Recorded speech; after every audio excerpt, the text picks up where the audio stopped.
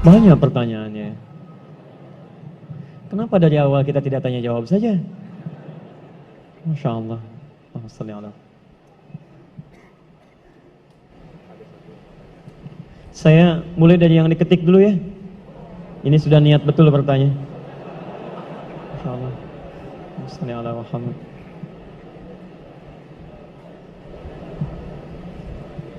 Bismillah. Bismillahirrahmanirrahim. Assalamualaikum warahmatullahi wabarakatuh. Assalamualaikum. Habuk fillah, maaf sebelumnya Ustaz jika pertanyaan Anda nantinya tidak sesuai tema. Ada bahas khair insyaallah. Saya langsung ke pertanyaan saja ya. Ustaz, saya tahun depan mau menikah.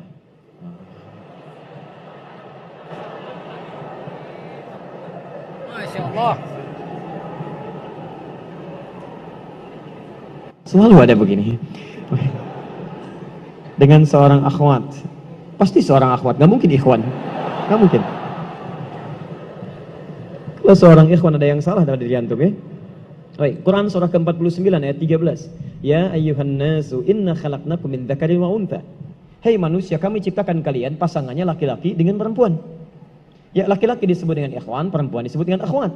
Jadi kalau antum ikhwat pasti pasangannya akhwat ya. Allah menciptakan Adam dengan Hawa, bukan Adam dengan Adam, ya, beda. Baik. Orang tua sudah setuju, alhamdulillah. Qadar Allah beberapa hari lalu ia memberi kabar bahwa ia sudah menerima lamaran ikhwan lain. Masya Allah. Baik, nasib.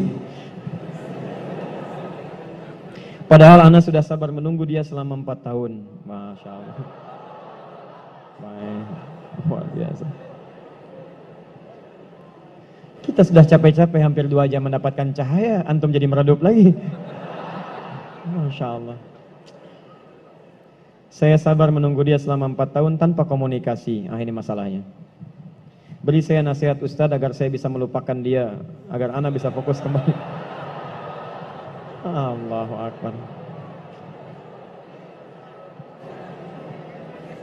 Agar saya bisa fokus kembali menghafal Al-Quran dan hadis. Ini ujiannya. Jadi pertanyaan saya, antum pengen menghafal Quran dan hadis atau pengen menikah?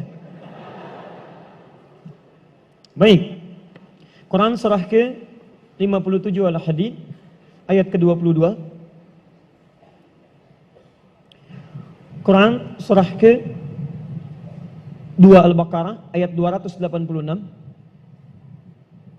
Quran surah ke-3 Ali Imran ayat 142, posisi paling kiri sebelah atas. Taib. Saya mulai dari Quran surah Al-Hadid surah 57 ayat 22. Ma asaba min musibatin. Tidak pernah ditetapkan satu kejadian. Awas hati-hati.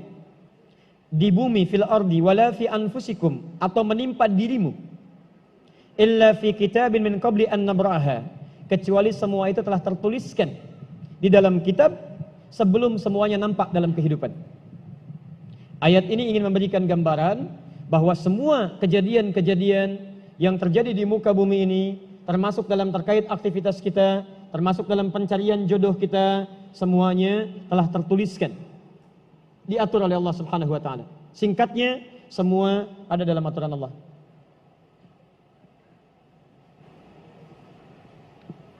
Fokus. Lihat, Allah telah mengatur si fulan hidup sekian sekian sekian, meninggal sekian sekian sekian, rizkinya sekian, jodohnya akan mendapatkan sekian sekian sekian. Sebagian tidak bisa diikhtiarkan seperti ajal nggak ada ikhtiarnya. Di Anda tidak bisa ikhtiar untuk bisa menunda atau mempercepat ajal, langsung. Nggak bisa diintervensi. Sebagian ada yang harus diikhtiarkan. Hukumnya sudah ada, cuman kita tidak tahu bagaimana dengan takdir yang telah Allah tetapkan. Maka untuk mendapatinya, maka ikhtiar kita untuk meraihnya. Maka ada sesuatu yang ditempuhnya dengan cara ikhtiar. Taib. Di antaranya ini, jodoh. Masya Allah. Allah telah tetapkan jodoh kita, diatur oleh Allah. Ini yang terbaik untuk kehidupan kamu. Tapi Allah merahasiakan kepada kita siapa jodoh yang dimaksudkan. Maka kita berikhtiar, yang dengan ikhtiar itu ada pahala didapatkan. Saya ulang, ada pahala didapatkan, ada kenikmatan dalam mencarinya. Bayangkan kalau kemudian nikah aja tiba-tiba tanpa ada pencarian. Antum gak akan pernah merasakan bagaimana nikmatnya ta'aruf. bagaimana nikmatnya mengenal, bagaimana mencari, bagaimana pahala bersabar, bagaimana nikmatnya berdoa, bagaimana istikharah dalam menentukan jodoh kita, itu semua menghasilkan pahala dalam kehidupan kita.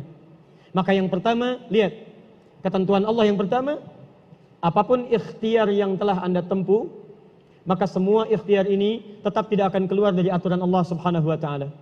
Jadi kalau antum tadi sudah menunggu selama 4 tahun tanpa komunikasi, Masya Allah, sudah siap melamar, tiba-tiba Masya Allah dibalap oleh orang lain, kalah.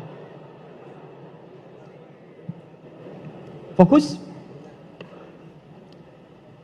Maka bagaimana cara memahaminya? Perhatikan, ikhtiar yang Allah tetapkan dalam aturan yang dibuat tadi, boleh jadi tidak harus selalu menyampaikan kita pada tujuan yang kita inginkan. Karena aturan Allah itu ketika ditetapkan akan bersanding dengan maslahat bagi kehidupan kita yang menjalaninya. Ingat ini ya, ingat. Aturan Allah ketika menetapkan, fulan rezeki kamu sekian, fulan fisik kamu begini, fulan jodoh kamu si fulanah. Ketika Anda menempuhnya dengan ikhtiar, tidak harus kemudian Anda meraihnya sesuai dengan keinginan Anda.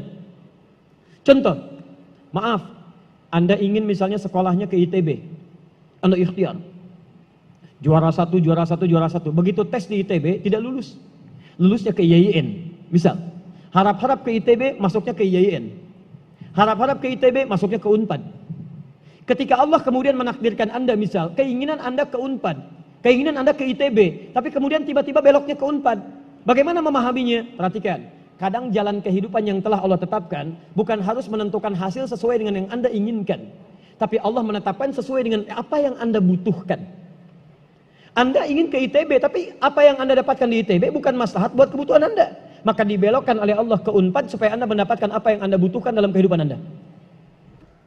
Karena Allah mengabulkan apa yang Anda butuhkan, bukan apa yang Anda inginkan.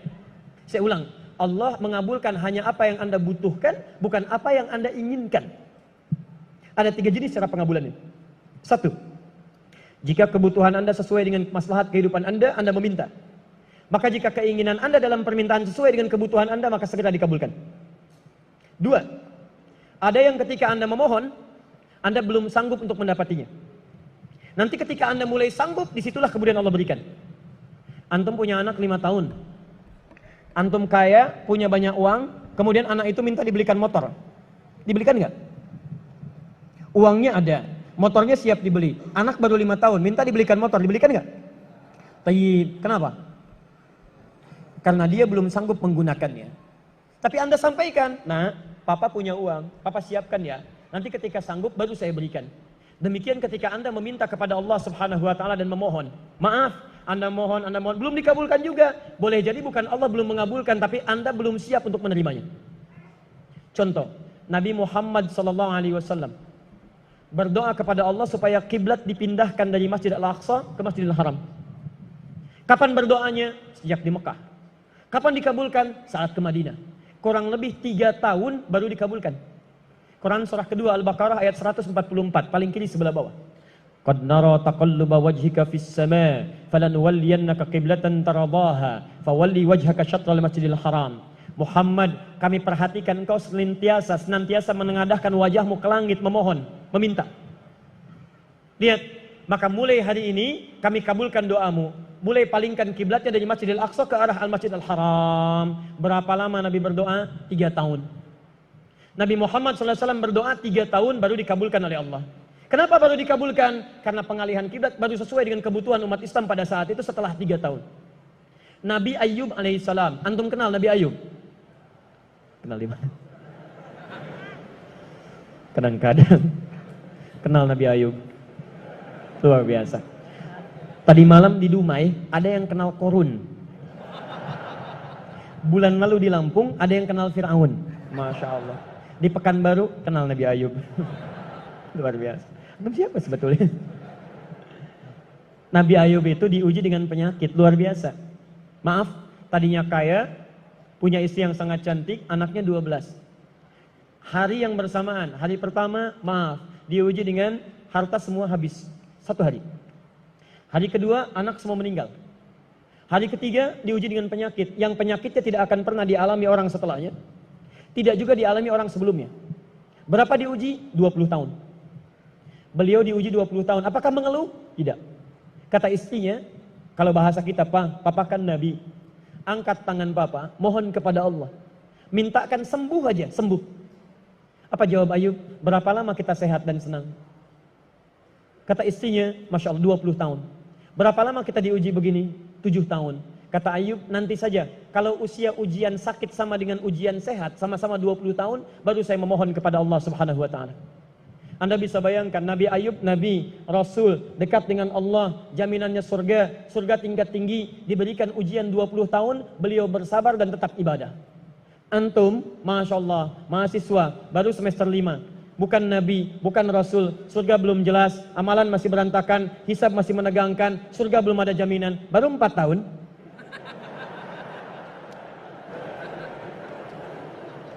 Itu yang terbaik buat antum. Yang terbaik. Jadi bukan berarti ketika Anda tidak mendapatkan dia, dunia hilang untuk Anda. Tidak. Banyak boleh jadi itu hanya titian ajaran dari Allah supaya Anda merasakan bagaimana nikmatnya ta'aruf. Supaya Anda belajar bagaimana mencari yang lebih baik lagi. Lihat kalimatnya, Quran surah ke-24 ayat 26. At-tayyibatu lit-tayyibin, wat-tayyibuna lit-tayyibat, al-khabithatu lil-khabithin sebelumnya, wal-khabithuna lil-khabithat. Yang baik akan ketemu yang baik lagi. Yang kurang baik bertemu dengan yang kurang baik lagi. Menurut Anda, dia yang terbaik untuk Anda. Menurut Allah, dia bukan yang terbaik untuk Anda. Yang untuk Anda, ada yang lebih baik lagi. Anda mau menghafal Quran, Anda mau menghafal hadis, maka Allah akan kirimkan kepada Anda yang bisa menjaga Quran dan hadis Anda. Kalau dengan 4 tahun belum bisa menjadikan Anda mendapatkan yang terbaik, tunggu. Karena yang terbaik itu lebih daripada yang mulia akan mendapatkan masa yang cukup panjang. Al-Bukhari menulis hadis 16 tahun, kitabnya abadi. Orang menulis kitab 16 hari belum tentu abadi. Jadi ketika Anda diminta menunggu dalam masa yang cukup lama, sebetulnya bukan masanya yang ditunggu, tapi di balik penungguan itu bukankah di situ ada pahala? Tadi Anda katakan Anda rajin berdoa, bukankah di doa itu ada pahalanya? Anda rajin tahajud, Anda bersabar, Anda bermohon, Anda istighfar. Jadi yang diinginkan oleh Allah dalam penantian 4 tahun itu bukan Anda menikah dengan calon Anda sekarang, tapi Anda mendapatkan pahala yang berlimpah. Dan dengan pahala itu Anda siapkan Quran Anda, hadis Anda untuk membimbing pasangan Anda berikutnya. Paham sampai sini? Baik, alhamdulillah. Jadi nggak usah kecewa ya, nggak usah kecewa. Baik, yang kedua, lihat kaidahnya. Supaya kita bisa sabar. Ya, supaya bisa sabar. 2, Quran surah kedua ayat 286. La yukallifullahu nafsan illa wus'aha.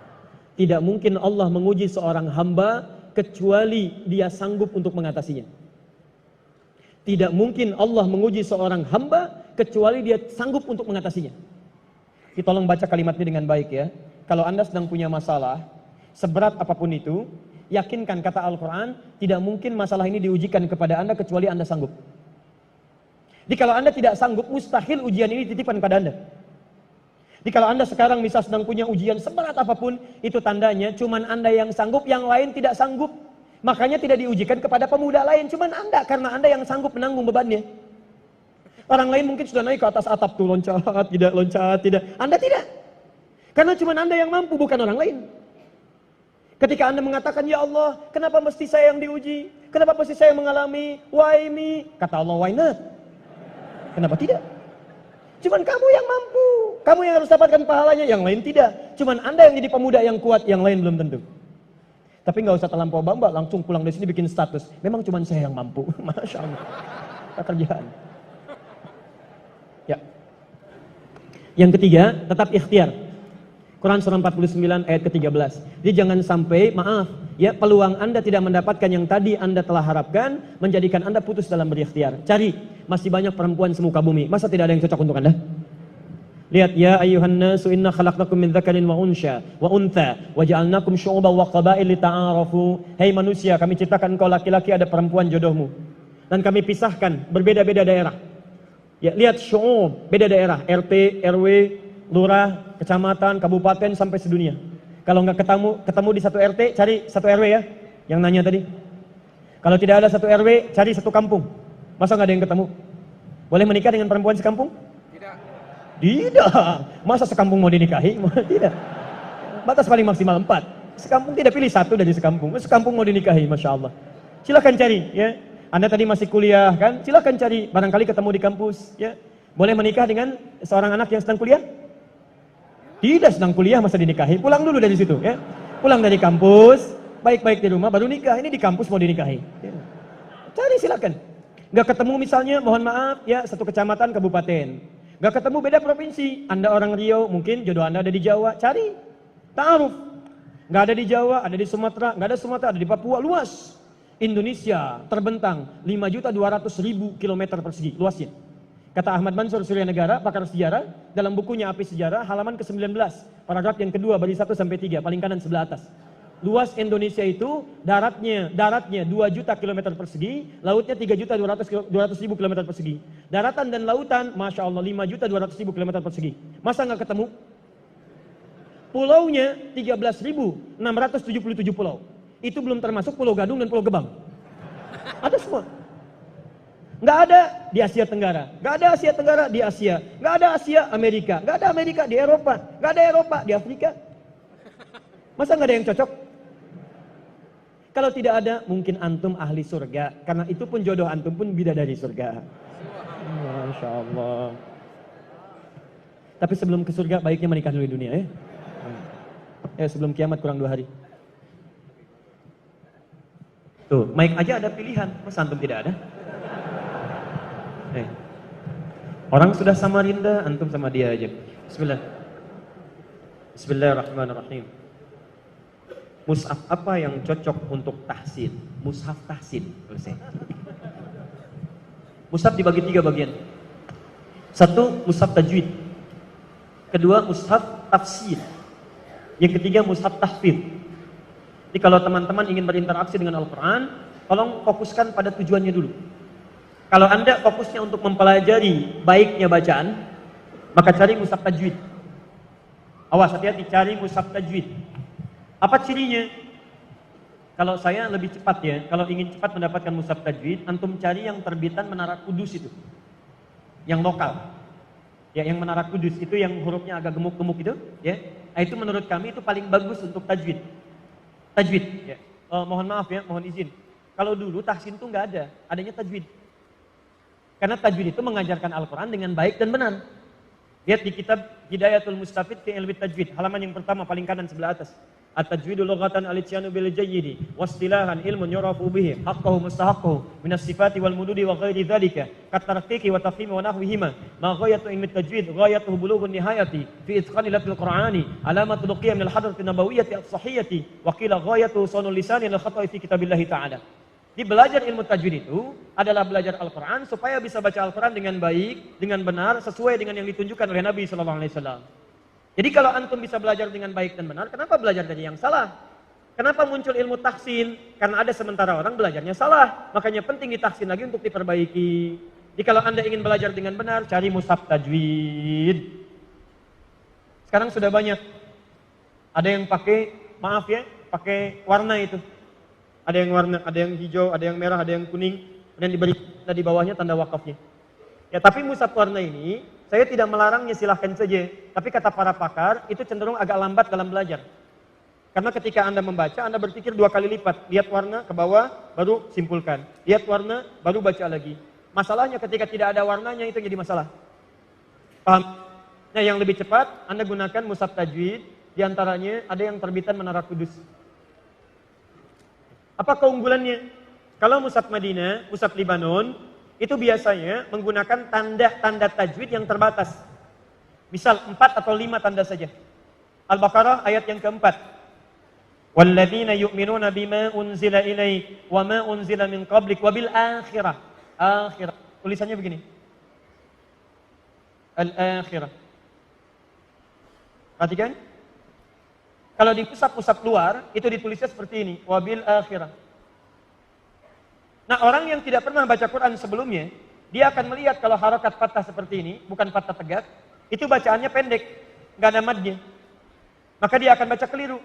Wabil akhirati hum yuqinun. Karena itu di sebagian tanda, ada yang diberikan tanda begini lagi.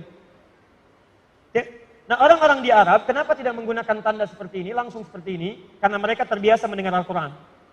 Karena terbiasa mendengarkan, maka tanda-tanda tajwidnya dicukupkan pada tanda-tanda yang umum saja.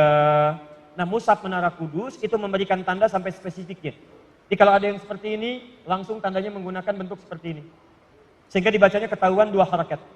Kalau ada misalnya huruf H begini, diberikan tanda waw di sininya. Supaya diketahui bahwa panjangnya bisa dibaca panjang 2 harakat. Paham sampai sini? Baik. Yang kedua ada mushaf tafsir. Ya, mushaf tafsir. Kadang-kadang dipecah. Ada yang potongan-potongan. Ada yang misalnya yang terjemahan. Ada yang sampingnya ada asbabun nuzul, asbabul wurud dan sebagainya. Itu mushaf tafsir.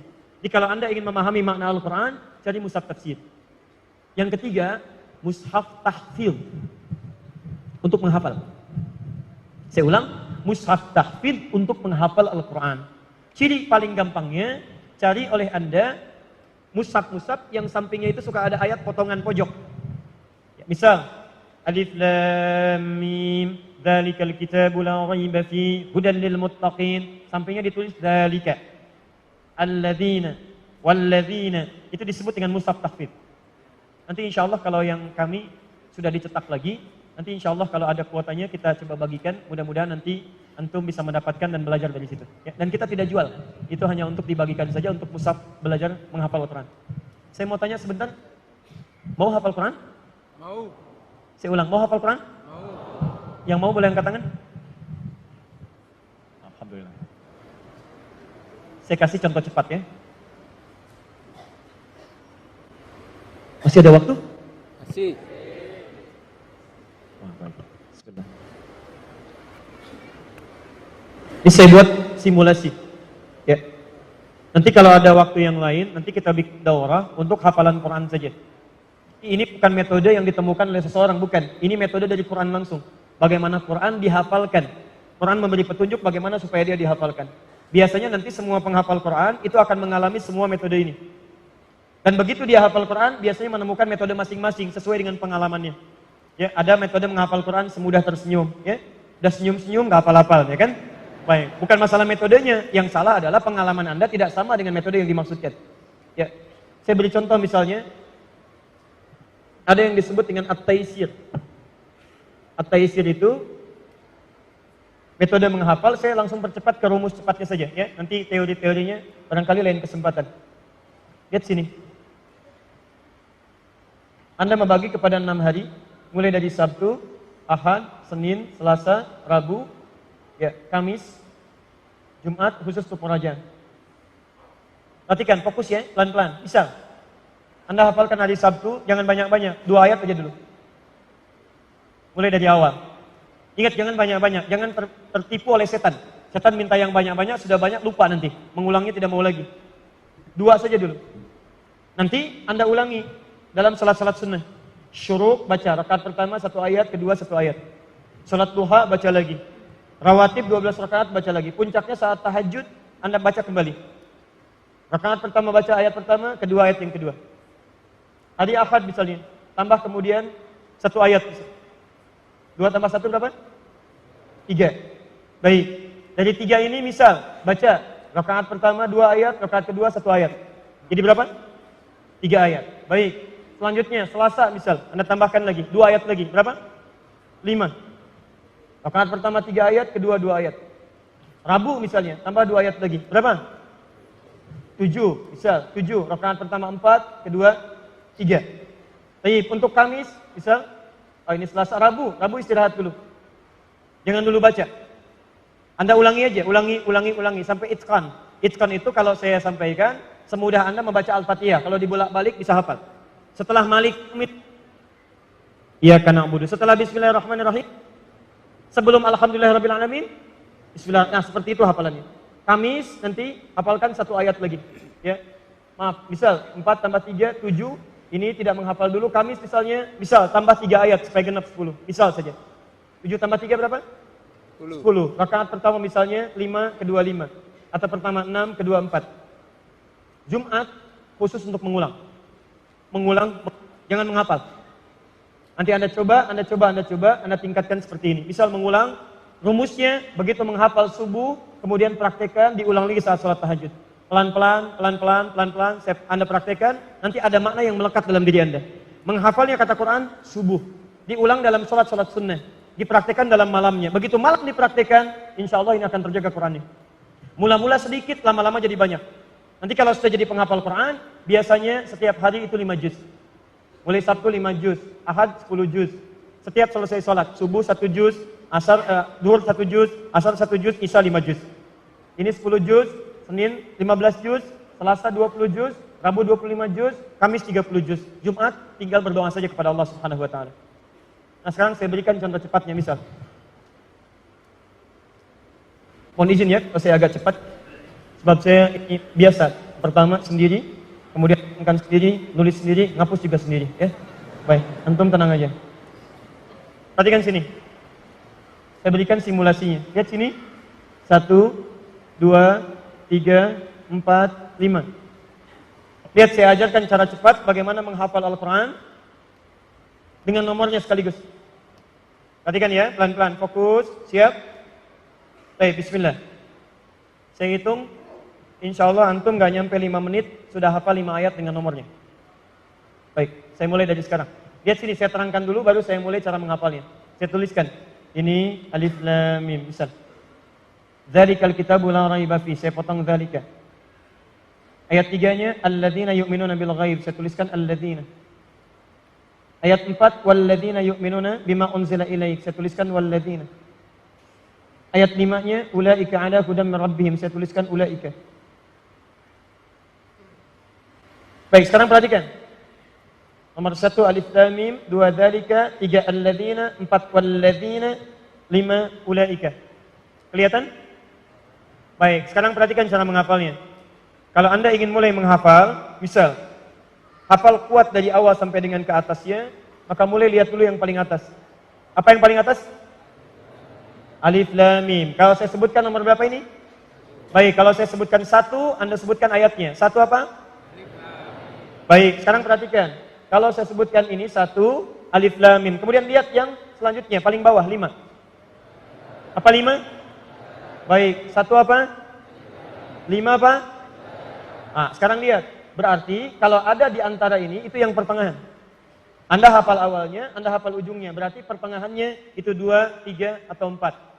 Sekarang perhatikan yang mirip-mirip. 1 apa? 5 apa? Sekarang perhatikan. 3 dengan 4. 3, alladzina. 3? 3? 4, tinggal pakai wawu. Walladzina. 4 apa? Baik, 3 apa? Tinggal 2, dzalika. Baik, ulangi. 1 apa? 5 apa? 3 apa? 4 apa? Baik, 2 apa? Baik. Menghadap ke sana. Bismillah. Bismillah. 1. Alif lam mim. 5. Ulaika 3. alladzina 2. dzalika 4. walladzina. Gak nyampe semenit. Saya hapus dulu ya. Namanya siapa saya? Syekh Rashid. Syekh Rashid. Hafal Al-Quran? Insyaallah 30 juz. 30 juz. Baik. Sudah, gak usah ditanya. Alhamdulillah. Baik, untuk Syekh Rashid kami insya Allah berikan hadiah 5 juta untuk Syekh Rashid insya Allah. Baik, jazakumullah khair. Nanti kita transferkan ya. Baik, antum yang belum hafal, lihat fokus ini, saya tunjukkan.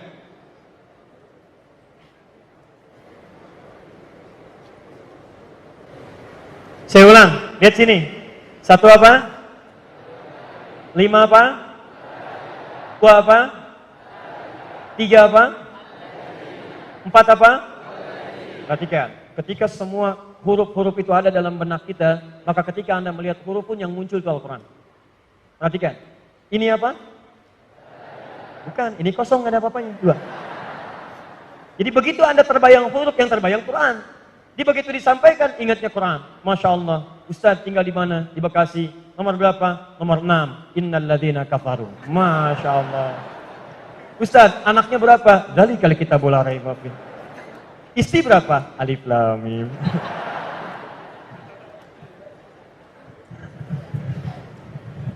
Terakhir ya. Nanti ada PowerPoint-nya kalau nanti belajar dari awal sampai akhir ya. Ini hanya sekedar simulasi saja. Saya ingin tunjukkan, Anda nggak nyampe 5 menit, itu tadi saya hitung, nggak nyampe 5 menit. Anda sudah hafal itu. 5 ayat dengan potongan, dengan nomornya. Anda selama ini kemana aja? Kemana aja selama ini ya? Waalaikumsalam warahmatullahi wabarakatuh. Ustaz, saya mau lanjut S2 di Timur Tengah jurusan hadis. Bagaimana cara daftar kuliah S2 di sana dan universitas mana yang bagus dalam jurusan hadis? Silahkan antum coba keluarkan, ada peluang yang sangat banyak sekali. Ya.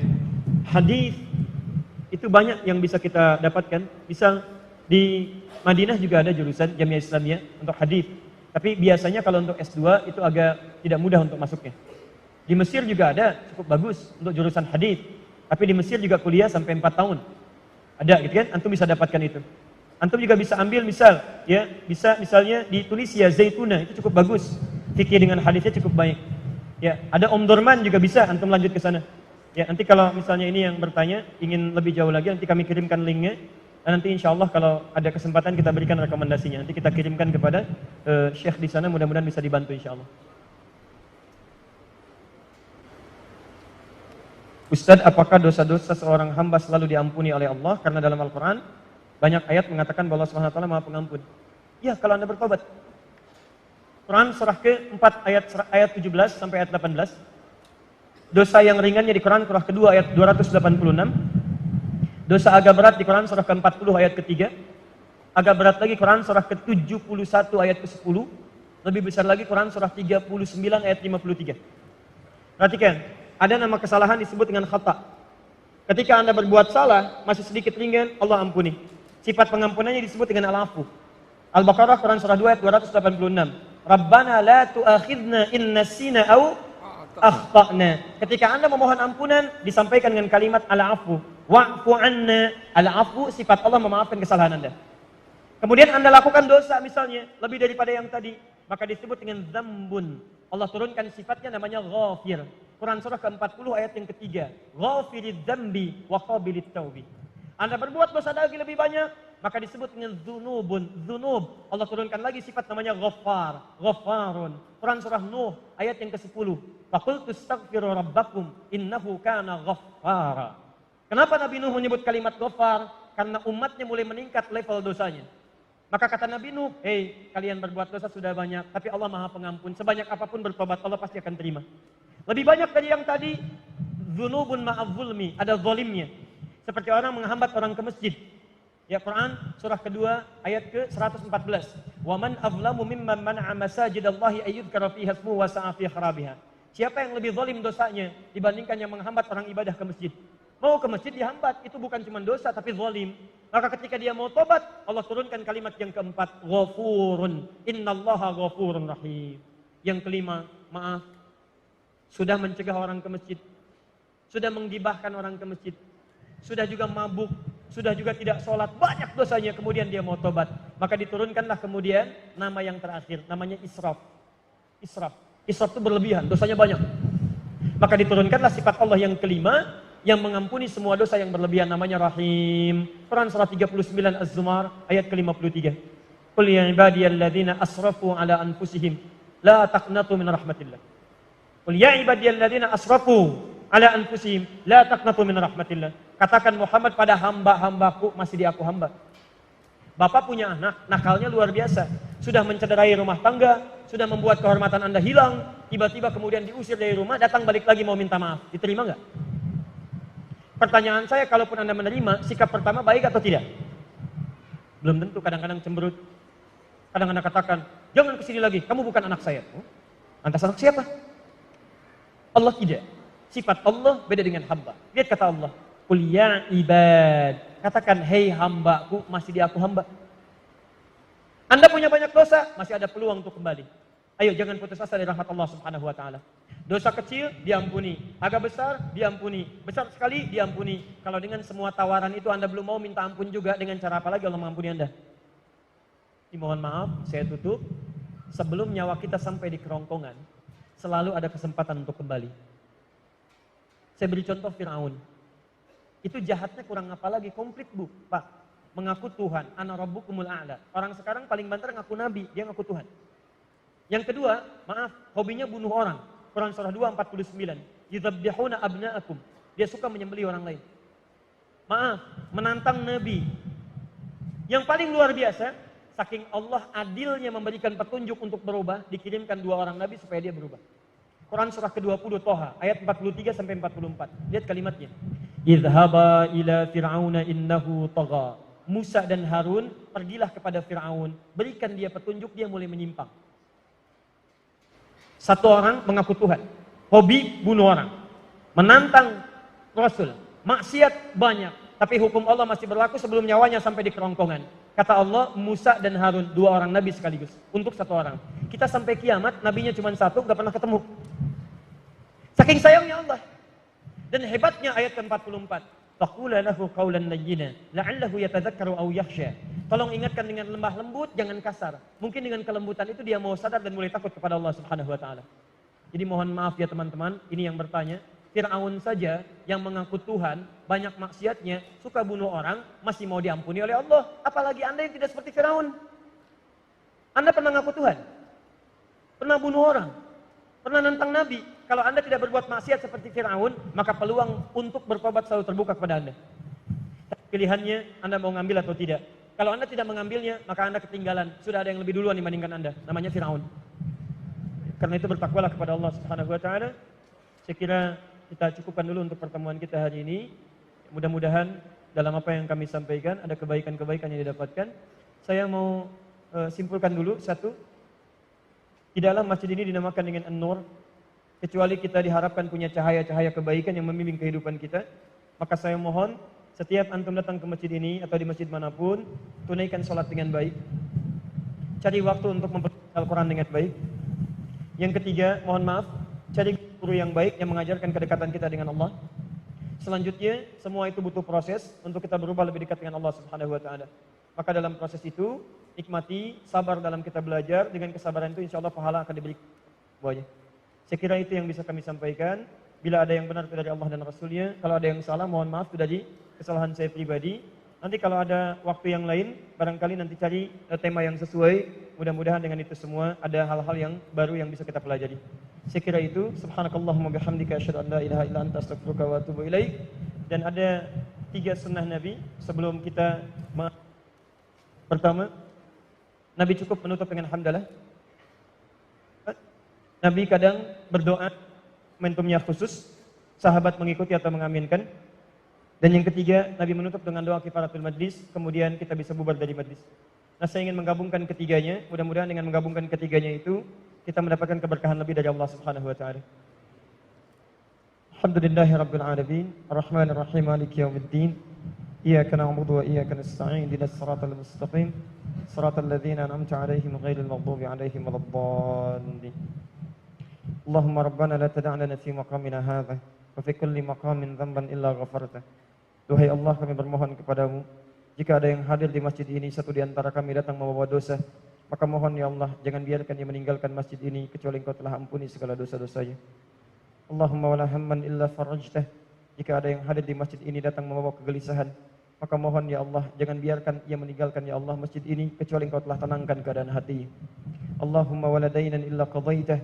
Jika ada yang hadir di masjid ini membawa kesulitan utang piutang dalam hidupnya, maka mohon jangan biarkan ia meninggalkan masjid ini kecuali Engkau telah lunasi ya Allah dan berikan rezeki yang cukup untuk melunasi utang-utangnya.